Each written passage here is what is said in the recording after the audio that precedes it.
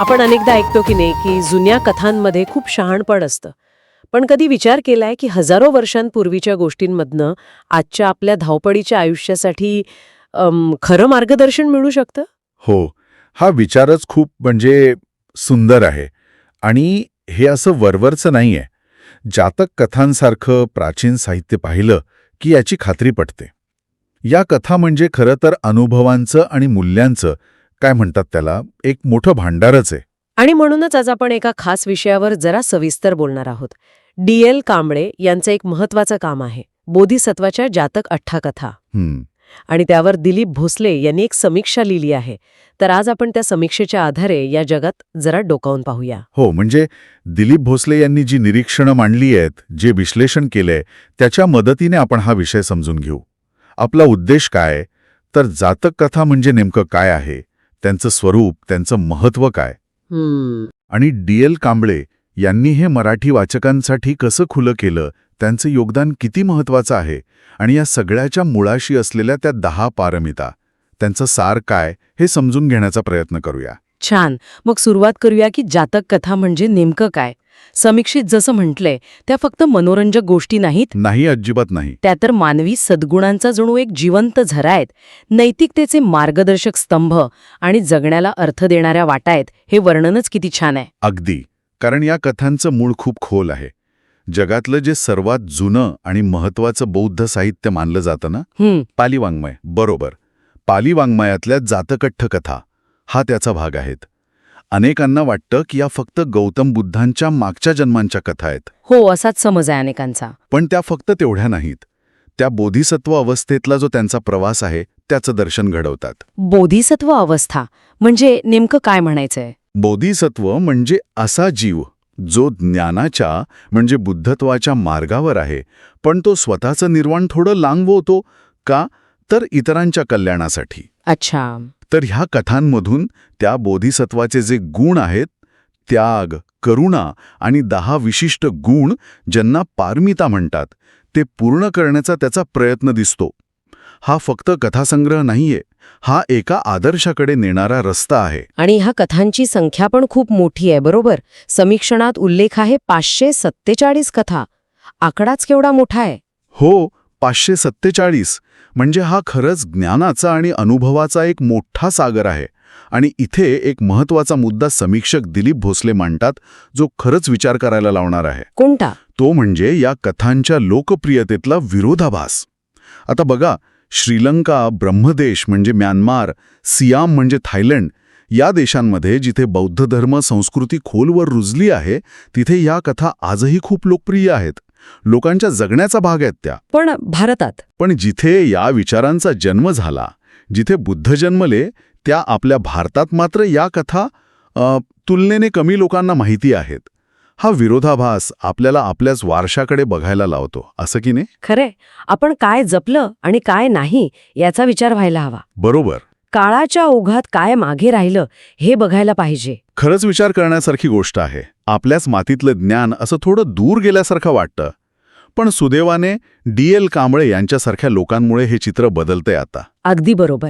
कांबळे यांचं काम या कथांना पुन्हा आपल्या लोकांपर्यंत पोचवण्यासारखं आहे. पण हा प्रवास पण इंटरेस्टिंग आहे. याची सुरुवात खूप आधी झाली होती. हो, समीक्षणात व्ही. फॉसबॉल नावाच्या जर्मन पंडिताचा उल्लेख आहे. त्यांनी 1877 ते 1896 जवळपास 20 वर्ष. खूप काळ. हो, प्रचंड मेहनत घेऊन या पालिकथा रोमन लिपीत आणल्या. हे काम खरंच खूप मोठं आहे. एका परदेशी माणसाने आपल्या ज्ञानासाठी एवढे कष्ट घ्यावेत घेतलं. त्यांनी बोधिसत्वाच्या जातक अठ्ठकथा या ग्रंथमालेतून या कथा मराठीत आणल्या, आणि त्याही अगदी सोप्या रसाळ भाषेत. हे फक्त भाषांतर नाहीये. नाही, त्याहून अधिक आहे. हो, एका संस्कृतीला, एका विचाराला पुन्हा जिवंत करण्याचा हा प्रयत्न आहे. कांबळे सरांची पद्धत पण वेगळी आहे असं समीक्षेत म्हटलंय. ते फक्त कथा सांगून थांबत नाहीत. नाही, त्यांची पद्धत खूप विचारपूर्वक आहे. प्रत्येक कथेसोबत ते मूळ पाली गाथा देतात. अच्छा. मग त्याचा सोपा, सहज समजेल असा मराठीत काव्यानुवाद. मग कठीण शब्दांचे अर्थ, संदर्भ, टिपणं, आणि सगळ्यात महत्त्वाचं चित्रणसुद्धा. अरे वा, चित्रपण? हो. त्यामुळे या कथा फक्त वाचायच्या नाहीयेत, त्या अनुभवायच्या आहेत. त्या जणू डोळ्यासमोर घडतायत. हे तर खूपच छान आहे. म्हणजे एकाच वेळी मूळ भाषेची गोडी, मराठी काव्याचा आस्वाद, अर्थ समजणं आणि डोळ्यासमोर चित्र उभं राहणं, सगळं एकत्र. एल कांबळे यांना धम्मयोद्धा म्हणतात आणि ते अगदी बरोबर आहे. हे ज्ञान लोकांपर्यंत नेण्यासाठी त्यांनी जे केलंय ते युद्धापेक्षा कमी नाही. आणि विशेषतः निवृत्तीनंतरही त्यांचं काम सुरू आहे, हे जास्त महत्वाचं वाटतं. हो, ही त्यांच्या निष्ठेची आणि ध्येयाची साक्षी आहे. त्यांचं आधीचं काम धम्मपद गाथा आणि कथा, तेही खूप महत्वाचं आहे मराठीसाठी. आणि त्यांची लिहिण्याची शैली, त्याबद्दल काय म्हटल्या समीक्षेत? हो, समीक्षक म्हणतात की ती प्रगल्भ, प्रसन्न आणि सहज आहे. म्हणजे कुठेही बोझडपणा नाही, क्लिष्टता नाही. गंभीर विषय पण इतक्या सहजपणे मांडतात की वाचक त्यात रमून जातो. हे सोपं नाहीये. म्हणजे कांबळे सरांनी फक्त शब्दांचं भाषांतर नाही केलं, तर त्या कथांमधला जो आत्मा आहे, जी मूल्य आहेत, ती जणू मराठीत आणली आहेत. अगदी. आणि याच आत्म्याचा गाभा म्हणजे त्या 10 पारमिता, ज्यांचा उल्लेख आपण केला होता. बरोबर. याच 10 पारमिता किंवा सद्गुण या सगळ्या कथांच्या केंद्रस्थानी आहेत. त्या फक्त थिअरी नाहीत, त्या प्रत्यक्ष आचरणात आणण्यासारख्या गोष्टी आहेत. आपलं आयुष्य चांगलं करणारी मूल्ये आहेत ती. बोधिसत्वाचा पूर्ण प्रवासच या पारमिता मिळवण्यासाठी असतो. आपण या 10 पारमिता आणि समीक्षेत जो त्यांचा अर्थ दिला आहे, तो थोडा अजून विस्ताराने पाहू शकतो का? कारण वरवरचे अर्थ तर माहीत असतात, पण समीक्षकाने जो खोल अर्थ सांगितलाय, तो महत्वाचा वाटतोय. हो, नक्कीच. आणि दिलीप भोसले यांनी जो अर्थ सांगितलाय ना, तो आपल्या नेहमीच्या समजुतींना जरा बाजूला सारून अधिक व्यापक विचार करायला लावणार आहे. पहिली आहे दान. आता दान म्हणजे फक्त वस्तू किंवा पैसे देणे एवढंच नाही. खरी दान पारमिता म्हणजे मनाचा मोठेपणा, उदारता, दुसऱ्याच्या गरजेबद्दलची खरी तळमळ. ही वृत्ती श्रीमंतीवर अवलंबून नाहीये. म्हणजे ही आतून येणारी भावना आहे, फक्त बाहेरची कृती नाही. अगदी. दुसरी आहे शील. हे म्हणजे फक्त समाजाने ठरवलेले नियमांप्रमाणे किंवा नैतिकतेनुसार वागणं नाही, तर आतून, मनातून पूर्णपणे निर्मळ असणं. विचारात, बोलण्यात आणि कामात शुद्धता. तिसरी नैष्कर्म्य. याचा अर्थ बरेच जण विरक्ती, संन्यास असा घेतात, जगापासून दूर जाणं. पण समीक्षक म्हणतात नैष्कर्म्य म्हणजे शुद्ध विचारांचा एकांत. बाहेरच्या गोंधळात पण मनाची शांती टिकवणं, अनावश्यक कामांपासून दूर राहणं. हा अर्थ खूप वेगळा आहे आणि आजच्या काळात जास्त लागू होतं असं वाटतंय. बरोबर. चौथी प्रज्ञा. ही फक्त पुस्तके विद्वत्ता नाही. खरी प्रज्ञा म्हणजे लोककल्याणाची समज, इतरांचं दुःख समजून घेणं आणि ते दूर करायला काय योग्य आहे हे कळणं. हे ज्ञान जेव्हा कृतीत उतरतं ती प्रज्ञा. पाचवी वीर्य. वीर्य म्हणजे फक्त शारीरिक ताकद नाही, तर चांगली कामं करण्यासाठी, सत्कर्मासाठी सतत प्रयत्न करत राहण्याची आंतरिक ऊर्जा. चिकाटी. कितीही संकट आली तरी ध्येयापासून न ढळणं. सहावी क्षांती म्हणजे क्षमा. याला अनेकदा लोक दुबळेपणा समजतात. हो, तसं वाटू शकतं. पण खरी शांती म्हणजे सहनशक्ती आणि माफ करण्याची ताकद. ही दुबळेपणा नाही, ही सज्जनतेची, आत्मिक शक्तीची महानता आहे. मनात द्वेष न ठेवता माफ करणं. सत्य तर आपल्याला माहीत आहे, त्याचा अर्थ सरळ वाटतो. पण त्याचाही अर्थ व्यापक आहे. सातवी सत्य पारमिता म्हणजे फक्त खरं बोलणं नाही, तर आपल्या तत्वांशी, मूल्यांशी पूर्णपणे प्रामाणिक राहणं. निष्ठा. परिस्थिती कितीही अवघड असो, सोयीचं नसो, तरी सत्याच्या बाजूने उभं राहणं. आठवी अधिष्ठान. याचा अर्थ हट्ट नाही, दुराग्रह नाही, तर योग्य ध्येयावर, चांगल्या निश्चयावर ठाम राहण्याची शक्ती. कितीही मोह आले, संकट आली, तरी आपल्या निश्चयापासून न ढळणं.